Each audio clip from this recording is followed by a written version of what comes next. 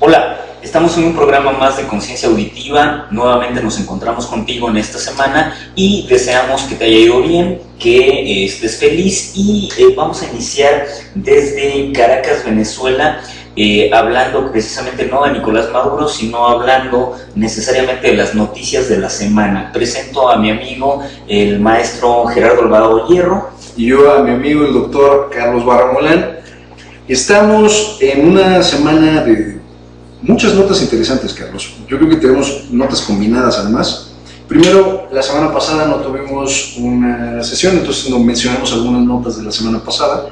Una de ellas, definitivamente, la visita de Enrique Peña Nieto a Gran Bretaña, y en esto que podríamos llamar las dos versiones. Usted en su pantalla estará viendo dos versiones de la visita de Enrique Peña Nieto a la Gran Bretaña. Una, que es la versión blanca, que salió en los noticieros principales del país, donde lo condecoraron, donde hablaron que México tenía expectativas de desarrollo. Las reformas estructurales son una maravilla, Peña Nieto todo feliz, Angélica Rivero que trae un vestido de, ¿qué? $12,000, $10,000, una estupidez por vestido, de Vera Wang además. Que su hija trae un vestido 2 veces más caro de $24,000 para andar sorreando con la realeza inglesa, no que sepamos que lo está haciendo o no, pero lo intuimos. Se veía viejita la reina Isabel, ¿no? Yo creo que ya se veía calavérica. Y el príncipe consorte también. Sí, ya muy viejitos los dos, forrados en billetes, eso sí.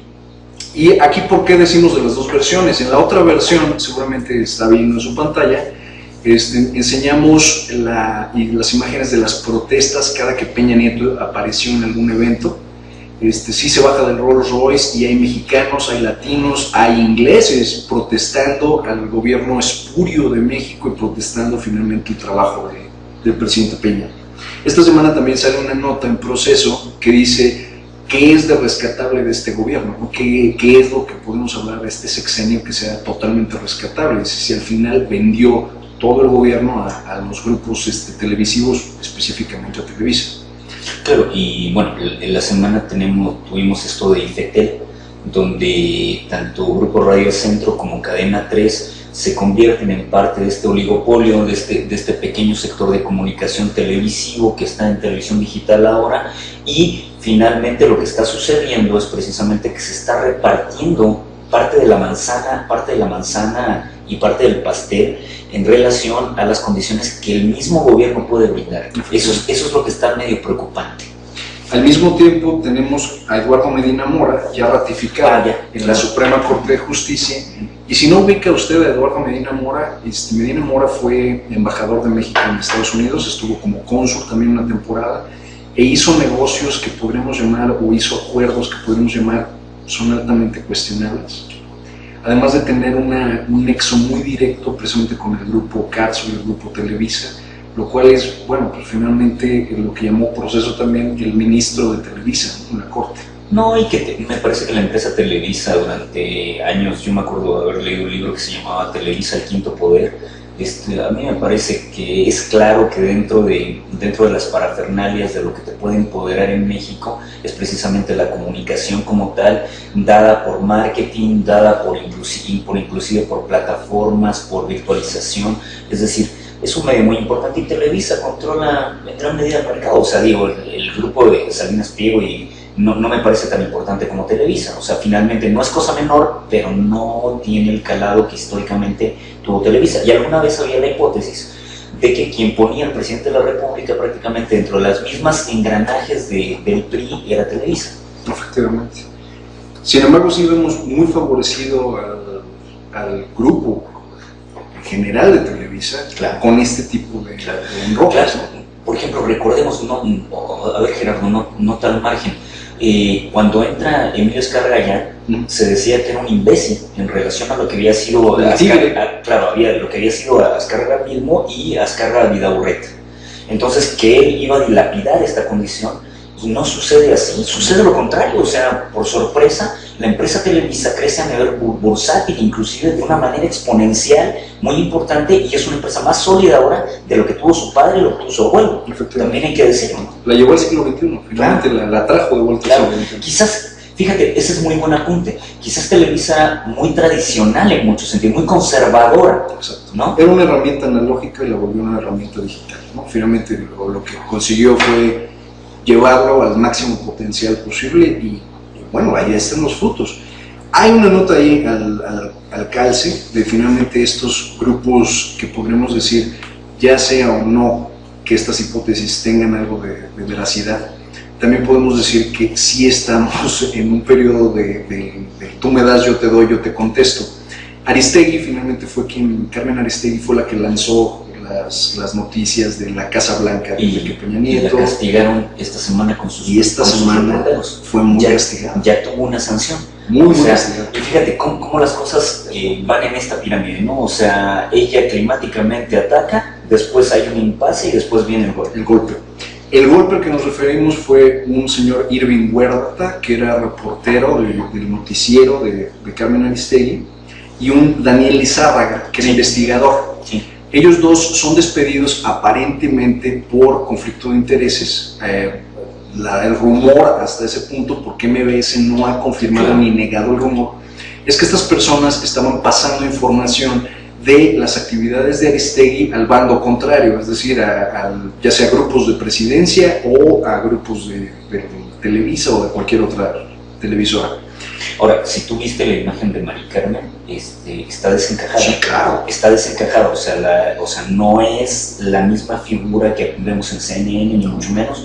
O sea, lo que apareció en los medios, inclusive hablando ella, es otra imagen. Sí. No, le pegaron, o sea, finalmente sí le pegaron. Imagínate que afuera de su oficina se paran primero 400 personas a mentarle la madre, a cometer actos de vandalismo afuera de las oficinas de MBS. Y por supuesto Aristegui ha estado en constante asedio de parte de los medios, de parte de estas personas que quién sabe dónde salieron, en lo que podemos llamar una crítica desproporcional de los despidos de Irving Huerta y de Daniel Lizárraga, que simplemente no tiene sentido. Sí.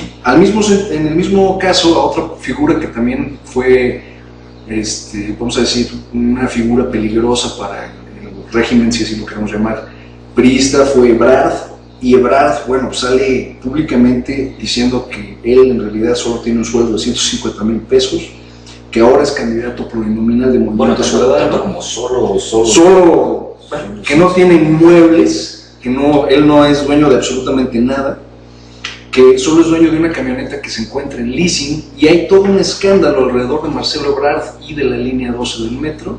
Sí. En el mismo sentido, o sea, finalmente se están comiendo a los enemigos, ¿no? Y estos dos personajes que le pegaron muy duro al gobierno de Peña al inicio, ahora están siendo vilipendiados. Y es que dentro, por ejemplo, de lo que pudiéramos visualizar del perredismo, parecía un tipo mucho más light, mucho más educado, menos belicoso, menos rijoso en relación a la palestra política, y era un tipo diplomáticamente muy manejable, o lo que se dice correctamente político.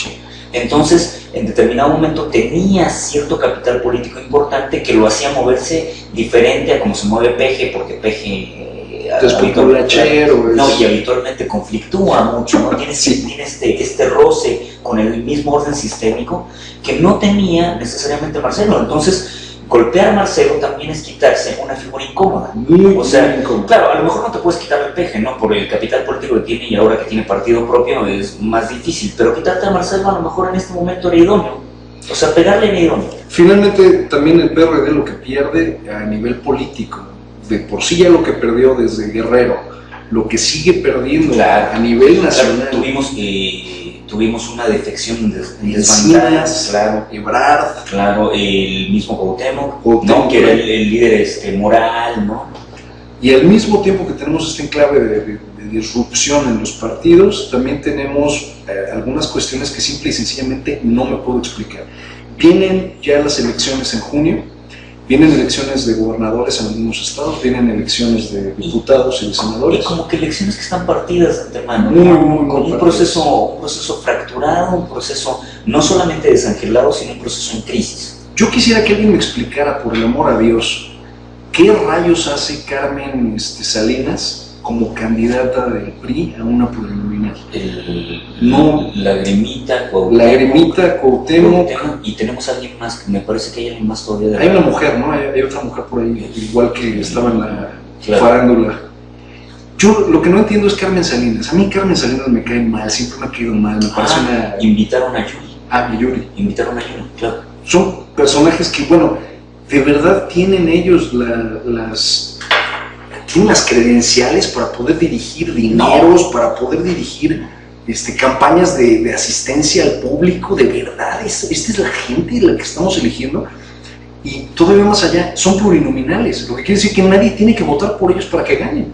O sea, finalmente ellos van a quedar ahí, pase lo que pase. Son 200 personas que tienen su ficha política, ya la ganaron, solo por estar ahí. Fíjate, cuando está álgido también esta posibilidad, que ya se ha discutido mucho, de quitar los plurinominales. Es decir, que finalmente esta parte de representación proporcional que no representan necesariamente a nadie, que fuera quitada como un lastre económico y político del sistema, o sea, no se ha hecho, ¿no? O sea, finalmente no se ha hecho, y esto vuelve a refrendar, y me parece, o sea, qué brutalidad cuando estamos más necesitados de darle salud racional al sistema. Finalmente vienen estas cosas, o sea, se convierten en todo lo contrario, es una estupidez del tamaño del mundo. Gigantesca. Sí. Al mismo... O sea, digo, yo no sé qué también juega Cuauhtémoc o esta Carmelita. Cómo manejen sus finanzas personales, pero son gente que va a tener acceso a dinero, va a tener acceso directo a influencia. No, ¿y con qué racionalidad se maneja esto? ¿A quién van a favorecer? Si este tipo, Hilario qué bueno que lo mencionaste, está quejado ahora de San Blas. Hilario Ramírez, efectivamente, el alcalde de San Blas. Seguramente recordará a Hilario Ramírez hace unos 15 días, cuando en medio de una fiesta que cuesta 25 millones de pesos, que él no sabe claramente cuánto cuesta, de repente empieza a decir, sí, más o menos, más que menos, 10 millones, 5 millones, sí, un poco más, y después ya finalmente se confirma que son en una fiesta de poco más de 25 millones. Está bailando con la banda del Recodo, una cosa por el estilo. Sí. Está bailando con Rosita, una niña de, me parece, 21 años. Rosita, la que tiene la nalguita facilita. Y Rosita de nalguita facilita, de repente bailando con Hilario, él le levanta el vestido y se le ven los chonitos. Y ningún problema, o sea, se ríe, se baja el vestido, pero... Y sigue bailando. Y aquí viene la parte que primero indignó mucho a la gente, ¿no? Indignó mucho a la gente, y me hacían una lectura interesante de esto hace poco un colega. Decía, si Rosita hubiera traído una tanguita, entonces Rosita se tilda de puta. Pero como Rosita traía unos chonitos completos, entonces Rosita es pobrecita, le subieron la faldita. No sé qué lecturas hagas al respecto. Yo creo que al final... O sea, la cantidad de ropa fue directamente proporcional al escándalo. Y al adjetivo. Sí, y al adjetivo con el que calificas a Rosita. Si Rosita hubiera traído una tanga... Yo siento con todo respeto que Rosita es bien putita. Yo también lo creo, pero finalmente levantó indignación, ¿no? O sea, Hilario Ramírez se puso en el mapa de la nada. No, pero fíjate, indignación, de repente también se empieza a hablar del Instituto de la Mujer, sí, que cierra la boca, que no dice nada con respecto a esta actitud. Muy poca gente empieza a hablar, los medios impulsan esta cuestión con un cierto ánimo de moralidad, sí, que me parece, no sé hasta dónde llega la moralidad ahí, pero no se impugna ni de la Comisión de Derechos Humanos, que tú digas abiertamente, oye, esto no se puede hacer. O sea, definitivamente eres un presidente municipal. Sí, y aunque lo hagas en una fiesta particular, no está bien, o sea, no es correcto, ¿no? ¿Cuál es la justificación para subirle la falda? ¿Que para que le vean las nalgas todos los demás, para que tú se las veas? Bueno, si tú lo has oído hablar, no, me queda claro que es un hombre básico, además no poder, es primitivo. Rudimentario, ¿no? O sea, yo con problemas creo que sabe leer y escribir. Yo también lo creo. Yo dudaría. Hay una entrevista que le practica Adela, que dicho de paso a mí, Adela me parece malísima para hacer entrevistas, pero bueno, le hace una entrevista... preguntárselo a Jorge Castañeda. Le hace la entrevista a Adela y le pregunta que, bueno, de la fiesta, del vestido y todo, y dice el hombre, no, lo que pasa es que fue en la efervescencia de la fiesta, fue en el momentito de la fiesta. Esta semana sacan también notas que cómo está finalmente San Blas, y sí, reportan que el municipio como tal tiene problemas de basura, tiene problemas de agua y alcantarillado. Servicios en general. Servicios en general, electricidad, que claro, finalmente hay zonas completamente en desabasto. Claro, habría también que ver qué condiciones de seguridad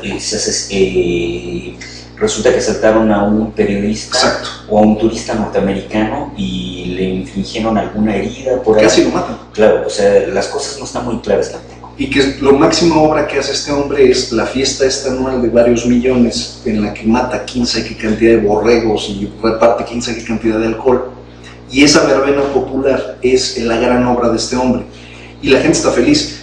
Hay solo 2 calles pavimentadas en San Blas. Imagínate. Una ciudad que vive del turismo, un pueblito que vive completamente del turismo. Está contaminado finalmente el acceso al mar, está contaminado. Entonces, muchos problemas. O sea, el ayuntamiento no es resolutivo. Pone que no, No. pero finalmente sí maneja un presupuesto fuerte. Ah, claro. Y esos 25, 30 millones que se gastó el señor en una fiesta, se los pudo haber gastado finalmente en obras que beneficiaran permanentemente al pueblo. Bueno, fíjate que así como hablamos de Aristegui, de esta condición que también sus reportajes de repente también han causado escozor, Denise Merker hace lo mismo con el alcalde Hilario y muestra inclusive, hay un reportaje donde se muestra que no hay congruencia entre los gastos del ayuntamiento, que hay facturas que son apócrifas, son falsas, ¿no? Que hay una serie de anomalías y que ese dinero no se sabe dónde está. Claro. Entonces, este fulano ya se religió, o sea, ya tuvo una candidatura oficial y después tuvo una independiente. De hecho, es el primero que tiene una candidatura independiente y que lo lleva a la presidencia municipal. Entonces, digo, yo no sé por canon constitucional, a lo mejor este fulano puede estar 40 años más ahí y no hay ningún problema y haciendo fiestas, ¿no?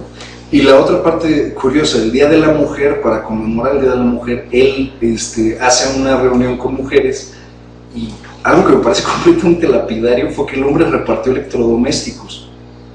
Eso fue lo que repartió. El Día de la Mujer se dedicó a regalar tostadoras, hornos pequeños, sartenes. O sea que también si habláramos de feminismo y de este feminismo Exacto. proactivo, diríamos, ¿por qué nos enclaustran a la cocina cuando nosotros no necesariamente tenemos este rol? Exactamente. Entonces a él se le ocurre que la mujer tiene que estar ahí. Exactamente. Y cualquiera le puede haber dicho, qué bruto eres, imbécil. Exactamente. Me parece que es lapidario para el momento histórico. Y varias mujeres, pues obviamente se manifestaron en contra. Y hubo declaraciones Exacto. Del gobernador de Sonora, si no me equivoco, Baja California, Sí. en donde dice que las mujeres son buenas, pero requete buenas, pero para estar en su casita. Y para estar en la cocina y para estar ahí. Entonces, o sea... Y salen diputadas y senadoras haciendo la crítica y dice, ¿en cómo en pleno siglo XXI este hombre se atreve a decir esto? Pero ¿por qué no le hicieron la crítica a Hilario? Hilario finalmente pasó sin ver. O sea, como ellas no vieron, o sea, solamente cuando alguien advierte algo por la boca de manera oral es cuando se ponen enojadas y cuando se hace tácitamente no. No, quedó nada más en esto. En este mismo sentido, para terminar con esta nota en particular, antes del corte, nos vamos con Honduras y México que empiezan un proyecto internacional de gas y de abasto de gas. Que la lectura que hacemos es que por supuesto es mucho más benéfico el proyecto para Honduras que para México.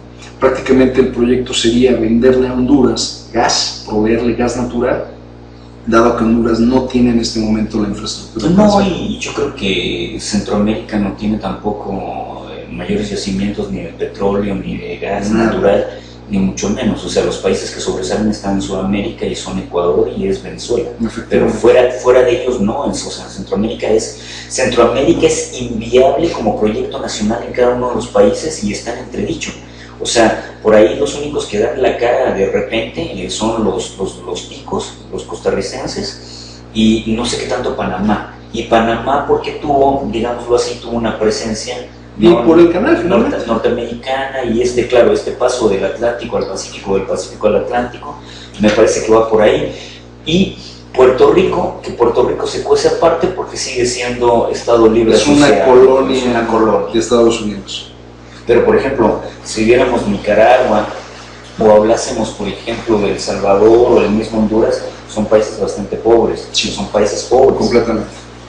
No, y muy golpeados también por gobiernos, regímenes autoritarios. Claro, dictaduras de todo tipo, ya fuera militares o de corte civil, tuvieron N cantidad de regímenes autoritarios. Centroamérica tiene, para que se dé una idea de qué tan grave es la situación, Centroamérica tiene un récord de más golpes de Estado militares solo en Centroamérica que en toda América y África juntos. Y es decir, mucho porque de repente teníamos el síndrome de Bolivia, que Bolivia tuvo N cantidad de gobiernos de facto, ¿no? Entonces, es decir, mucho. Ahora, no sé si, como comentario al margen, yo me acuerdo de esta dinastía asquerosa, que era de los Somoza en Nicaragua, ¿no?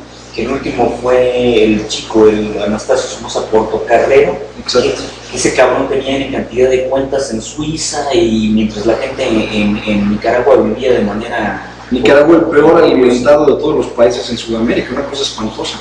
Sí, de aquí viene también esto de los países bananeros, ¿no? Exactamente. O sea, por último, la caravana de padres a Estados Unidos.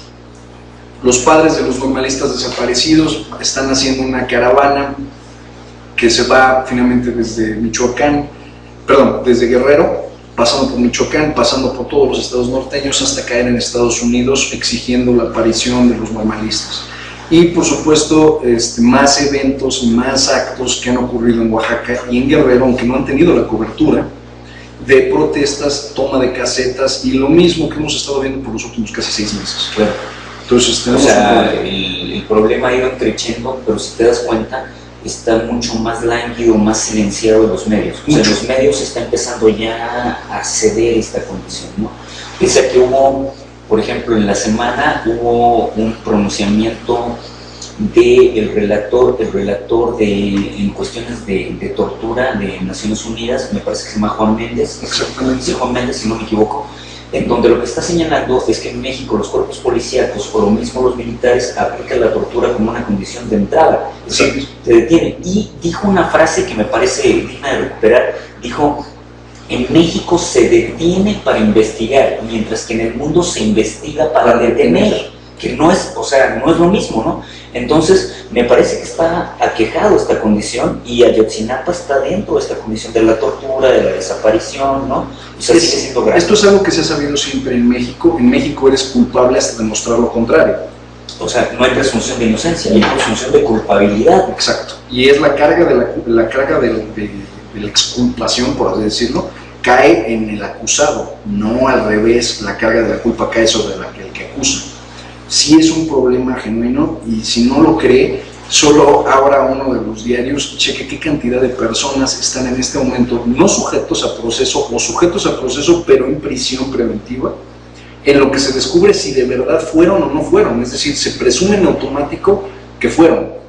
Hay un caso muy espantoso de una persona que va corriendo, trotando con un gorro, y porque va corriendo y trotando con un gorro, lo detienen los policías, lo guardan, lo dejan incomunicado y se venta 3 años en prisión para demostrar que era un corredor.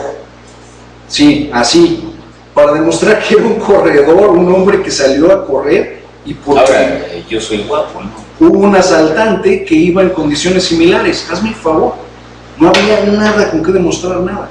Sí tenemos un problema. Es como esta cuestión que pasa en Estados Unidos, donde de repente si eres negro ya llevas el 90% de ser acusado. Y ese es nuestro siguiente tema. ¿Cuál es el problema genuino del racismo? Oye, despidámonos con esta nota, ¿no? Comenta algo de José Mujica, ¿no? Mujica en particular, bueno, tenemos un artículo del doctor Barra en la plataforma, los invitamos a que lo chequen. Mujica finalmente se retira como prometió que lo iba a hacer, sin gran parafernalia. Se subió un Volkswagen, un hombre que fue finalmente presidente de un Uruguay próspero, de un Uruguay liberal. Se sube a su coche, regresa y dice: yo cumplí a lo mejor de mis habilidades. Y chécate el dato, de un Uruguay bastante liberal con un presidente de izquierda. Completamente con un presidente de izquierda, eso hay que decirlo, es como una condición antitética, pero un hombre que finalmente, como muchos otros, abrió posibilidades de desarrollo humano y social a partir de condiciones del mismo estado del capital, ¿no? Hay que decirlo, ¿no?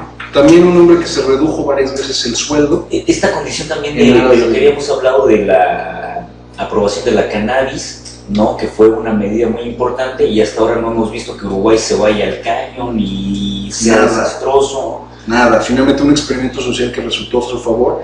Y otra cosa divertida de esto fue que finalmente es uno de los pocos presidentes que se va con más del 70% de aprobación. Entró con una aprobación del 30% y se va con una aprobación del 70%. ¿Cómo logras en un periodo presidencial que finalmente convenzas a más de la mitad de las personas que no votó por ti? No, y además de esto me parece... Es un hombre grande, es un hombre de edad avanzada. No quiere decir que no esté lúcido, está lúcido. Parece que tiene pretensiones de entrar todavía a la senaduría dentro de Uruguay, yo no sé cuánto le va a durar, pero fue una figura, pese a sus años, fue una figura refrescante de un hombre joven, mentalmente joven, mientras cuántos idiotas conservadores hemos tenido en América Latina. Este fulano se atrevió a ver profundamente el problema de la cannabis, cómo pegarle a los grupos de narcotraficantes, de cárteles, de movimientos inclusive a través del mercado de esto, y generó una condición importante, y invirtió en educación, en turismo, mucho en turismo. En turismo. Me parece que inclusive hay una planta ahora de coches de superlujo en Uruguay, no me acuerdo si es Ferrari, y todo esto era mucho del halo, de este halo liberal que finalmente genera José Mujica, ¿no? Los observatorios científicos y tecnológicos que abrieron durante su periodo siguen y van a seguir dando frutos por muchos años, y Uruguay se convierte en el faro de luz en América del Sur. Y es un faro que otra vez brilló gracias al noble trabajo de este hombre, que dijo, y que me parece muy rescatable, dice: el dinero no está peleado con hacer política, ni el hacer política está peleado con el dinero, nada más que hay que entender, si tú lo que quieres es hacer dinero, entonces no te dediques a la política, si la política es para ayudar, y la intención es ayudar. Pero fíjate el paradigma, ¿no?, de lo que tú estás diciendo. O sea, Mujica dice, si quieres hacer dinero, no te dediques a la política. En México es al revés. Claro, si quieres hacer dinero, pregúntale a Carmen Salinas, Cuauhtémoc Blanco y el payaso Lagrimita. Entra en la política, el sueño de todo mexicano es ser diputado, ¿no? Qué grosería. Los dejamos con Tori Amos, una cantante de color estadounidense muy buena, y esta canción que se llama Siren. Volvemos.